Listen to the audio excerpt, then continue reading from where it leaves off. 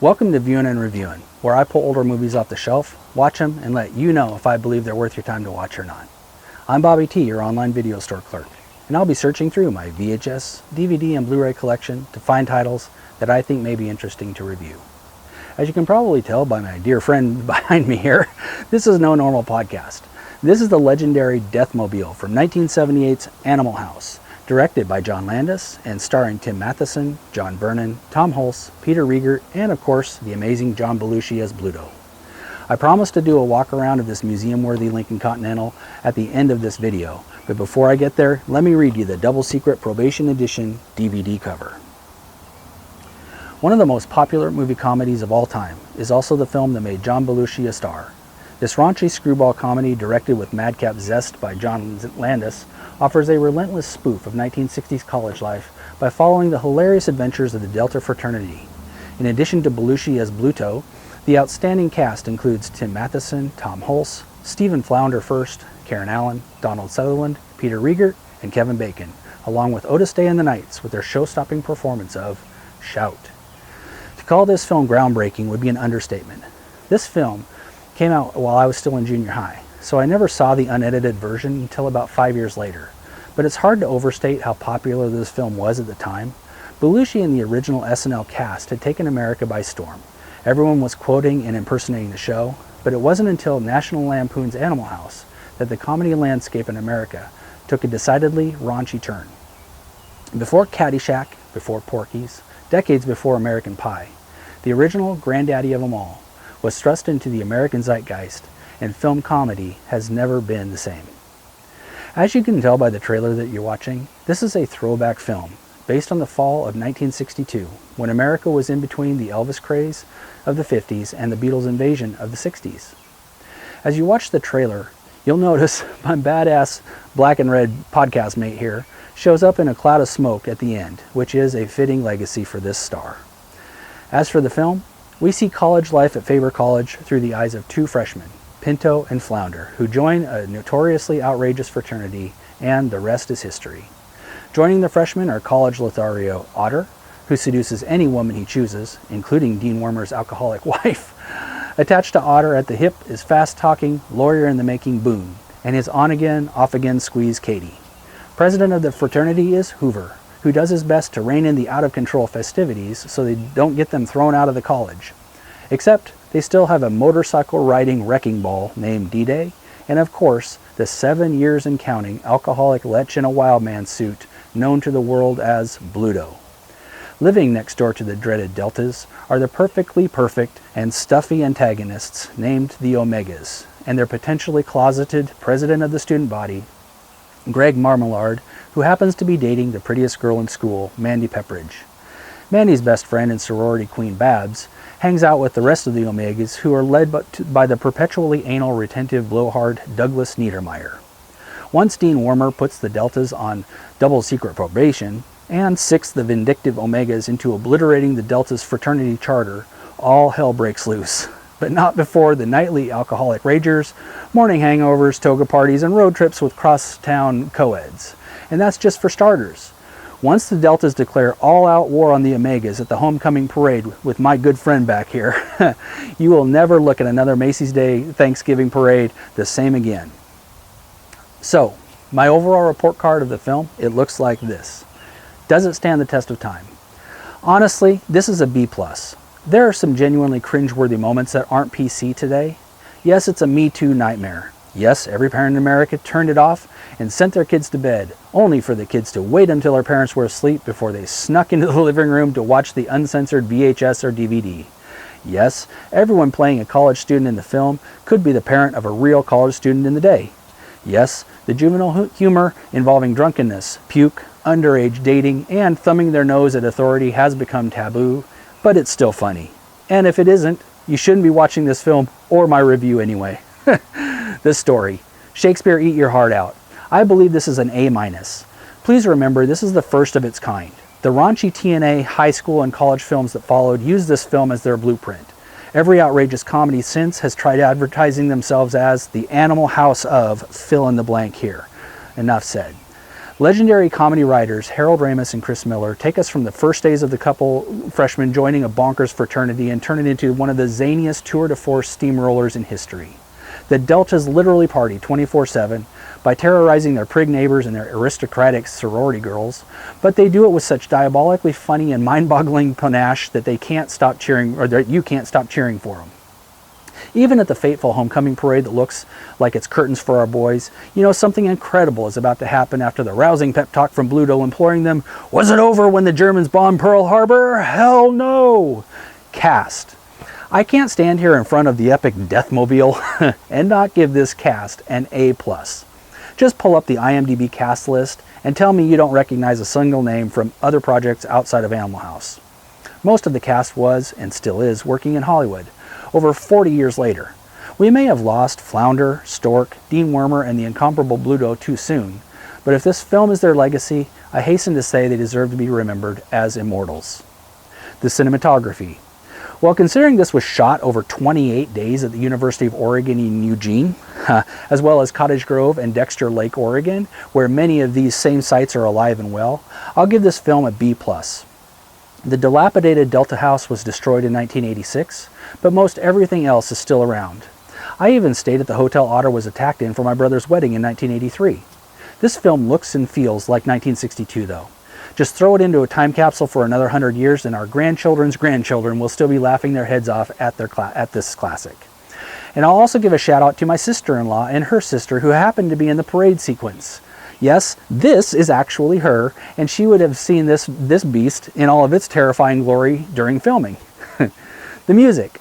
This one deserves the term classic, and I'll give it an A-. The University of Oregon still to this day plays Otis Day and the Knights on the Jumbotron at the end of the third quarter of football games as the entire stadium rocks out to shout, myself included sometimes. The lead singer of the song legally changed his name to Otis Day after this film to perform with the Knights for the rest of his life. Louie Louie may be a sea shanty, but sung by a drunken Belushi and friends, it became a college anthem. If you ever find a copy of the soundtrack on iTunes, I promise the moment you hear the opening bars of the Faber College fight song, you'll be transported to 1978's version of 1962 in all the best ways.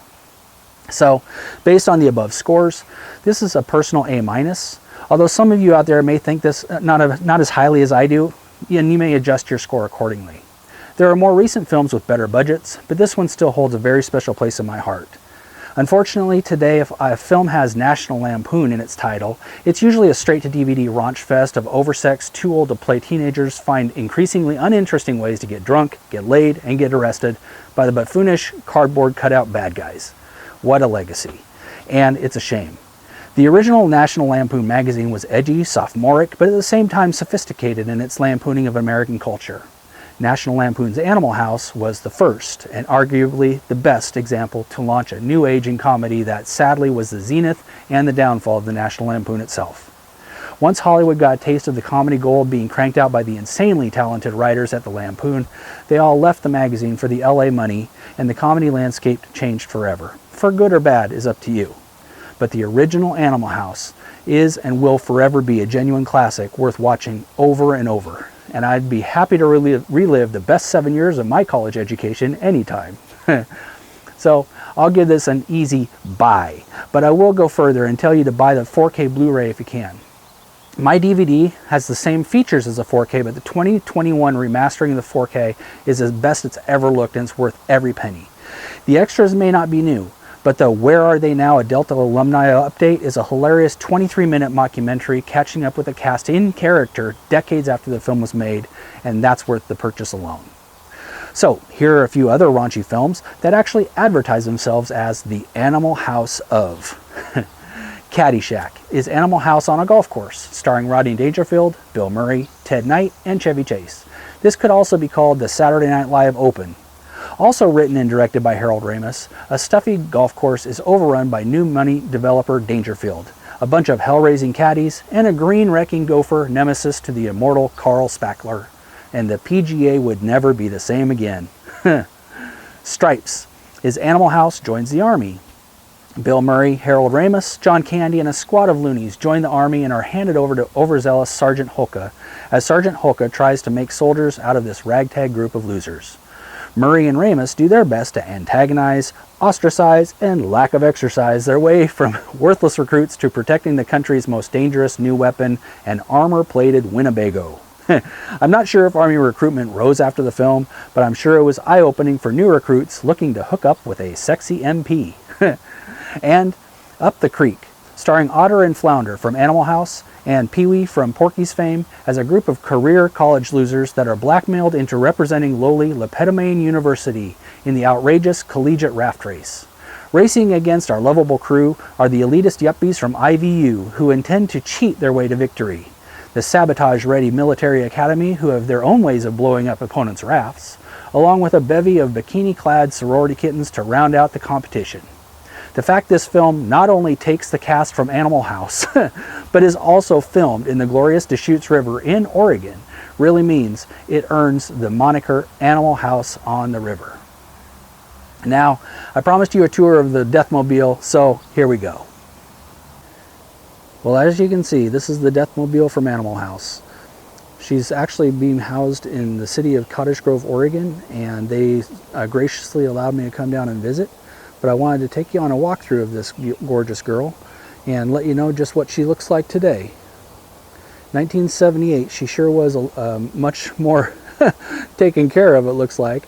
But I can say what's really fun is if you look at it, she's actually not too bad. I mean, granted, she's being held outdoors, so it's kind of one of those things where, you know, you'd like to see her being taken a little bit better care of, but otherwise, she's actually in pretty good shape. What's fun is, once you get close to her, it's surprising how small the driving area is, as you can see inside. It's really dinky, but it is drivable, or at least it will be if someone were to work on her. But to have 3 actors shoved into this thing would be absolutely insane. But what is fun though is you can see that they just went and decked this puppy out with all kinds of colors and paint. And even what's really fun is it still has all the old spots where this is right where Boone jumped out and the police came after him.